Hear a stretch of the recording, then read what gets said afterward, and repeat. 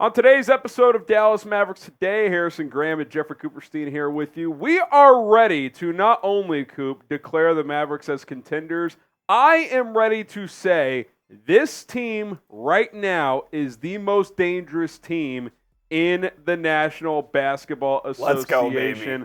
I'm ready to declare it. This team is for real. They've got the ingredients to win a championship. Doesn't mean they will, but I do think it is possible. We'll tell you why here coming up in a second, but hey, we've crept ahead of Warriors today in our sub battle this week. Got to keep it rolling. The way I see it, first to 100 wins, so hit that subscribe button, turn on notifications if you want more Dallas Mavericks coverage. We are the channel for you. Let's take down Golden State Warriors today. All right, Coop. The Mavericks currently sitting in the 6th seed in the Western Conference, looking to avoid that play-in. Dismantled Sacramento in the first of 2 road matchups. They'll play them again tomorrow. But, look, that's one game. I get it. But the Mavs have won 9 out of 10. Technically, the Rockets are actually hotter. They've won 10 in a row, and that's going to be a juicy game coming up. But I think when you watch this team play, and there's numerical evidence to back it up with how they've been playing, this team can make a deep run in the playoffs. I really do think they have the ingredients to do so. They absolutely can. And when you look at what they've kind of done over these last 10 games, the quality of opponents that they've beaten, their one loss against Oklahoma City without Luka, and they took them to the wire. This team has the ingredients to make a deep run, man. I really do believe that. It doesn't get much easier here with the next 3 games being the Kings once again and then the Rockets and the Warriors. But I believe this team is full of confidence right now, and I think they believe that they can be a contender in this Western Conference. Yeah, and look, if you beat Sacramento coming up, you're not in the clear, but you're getting a lot closer to locking up the top 6, at least feeling good about the separation with the Kings. And look, I do think the goals for this team have shifted. I think going into the All-Star break, the trade deadline, I think the hope was, okay, let's be a team that gets to the second round. Maybe they mess around and make the conference finals. And look, if they did that, that would still be a good season. But I don't think it's out of bounds to say if things bounce their way a little bit that they could be the team that comes out of the West. Like, I think there is a possibility. Now, they could still lose first round. Like, the West is a beast. It's not going to be easy, but I'll tell you what, you get this matchup as it sits right now, if you're facing the Oklahoma City Thunder, Coop, I think the Mavs would win that series. I feel pretty comfortable in saying that they would probably win that in 6 games. Yeah, I think so as well. And I like the matchup against Denver. Obviously, Kyrie Irving, buzzer beater, had led the Mavs to a win over that as well. And overall, I just think the goals have shifted at this point. When you look at where they are 2 games out of the 4th spot. I mean, all of a sudden, we were talking about from, are they even going to be a play-in team to now, are they going to host a first-round series? I think the goals have completely shifted, and the outlook has shifted of this team given this run that they're on. And I don't think it's a run like earlier where they had won 7 straight and they're going to lose 3 in a row and kind of fall back to what they were. I just believe that this team is for real, and I think we're in for a special treat here. No, they have found something here with the lineup changes they made. With going to Gafford in the middle to start at that 5 spot, bringing Lively's energy off the bench. I mean, when you really think about it, Coop, they have the ingredients. What do you need in a championship team? Well, you need a true alpha to number one. You've got that in Luka. You need at least 2 guys that on any given night can give you 30. You've got that in Luka and Kyrie. You need depth, which I think the Mavericks have good depth. And you need good defense, and in particular, rim protection. And they're playing good defense, and they have rim protection. They have both now. Of those. So, yeah, with the addition of Gafford, you can have rim protection on the court for 48 minutes. I think that's a huge difference in the postseason.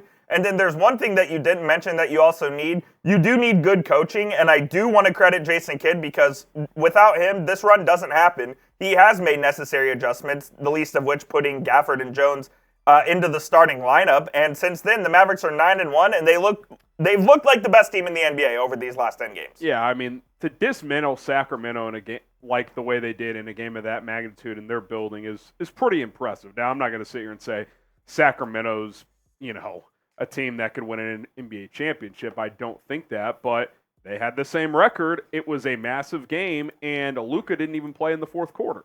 Exactly, and that's huge because you have the 2 off days and you get the recovery days for Luka as well. Hopefully they'll be able to go full go on Friday. If they need Luka to play 45, he'll play 45. Yeah, and look, if the Clippers didn't get lucky last night, because that's absolutely what happened. I don't know if you guys kept up, but the Sixers got screwed in the final minute against L.A. Oh, yeah, absolutely. And the Clippers escaped. Had they lost that game, the Mavs would be 1 game back of the 4 seed. Yeah, Nick Nurse and Kelly Oubre went nuclear on the refs there. It was pretty funny. So what do you guys think? 2 games back of the 4 seed. Will the Mavs get up to that 4 spot? Type Y for yes, type N for no. Still a little tough to say yes, but it's certainly in play with over 10 games to go. All right, Prize Picks. Pick more, pick less. Simple. Daily fantasy made easy at prizepicks.com/CLNS. Opening day, anybody? The baseball season is here. The defending champions are here. Coop's rocking his Rangers World Series jersey today. And Coop, we got a little 3-player entry. You think Corey Seager goes yard in front of an electric crowd at Globe Life Field? That's also a demon pick, so if that hits, it kind of juices the payout here. Adolis Garcia, just 1.5 on the, what do we got? Hits, RBIs. Hits, runs, RBIs. And then same with Bregman there, going to go less there. This is 10 to win about 60 because you get the juice with the demon pick. Usually 3-player entries are 5 times your money. In this case, it's about 6. Go check it out. prizepicks.com/CLNS. Use code CLNS for a $100 deposit match. Baseball is back, which just means tons of other options to choose from in addition to what we've already had for a while. The NBA, college basketball, women's college tournament, and the NHL and other sports as well. Check it out today. prizepicks.com/CLNS. Use the code CLNS for that deposit match. All right, Coop. I think part of the reason the Mavericks, in my opinion, right now are the most dangerous team in the NBA is because they have the most dangerous player in the NBA in Luka Doncic. And I would even make an argument he actually has not been his best recently. The efficiency has been a little down, but you look at what he's accomplished this year. Number one, 10 games to go? 10 games to go. 10 games to go. So he's been healthy. He's going to play probably at worst 70 games, hopefully 73 here. And the guy's averaging 34, over 9 rebounds, 9.8 assists, which, by the way, both those numbers are up from last year despite his scoring increase, which is really crazy to think about. Absolutely. Not only is his scoring up, but his playmaking is up, his rebounding is up, and that is with better rebounding overall on this roster with Gafford and Lively. The defense, I think he's having a career year there. And the efficiency, especially from 3, is up. He's a better free throw shooter this year. He's already been considered one of the best players in the world, but this year, if someone came to me and said, I think Luka's the best player in the league, I'd have trouble arguing with it. 100%. I mean, could you say Nikola Jokic? Yeah, he's certainly more accomplished. Could you say Giannis? Sure, he's more accomplished, but he's right there, man. If you're just looking at this season alone, the guy has been absolutely spectacular. I think it's always amazing when guys at this level, Coop, continue to improve year in and year out.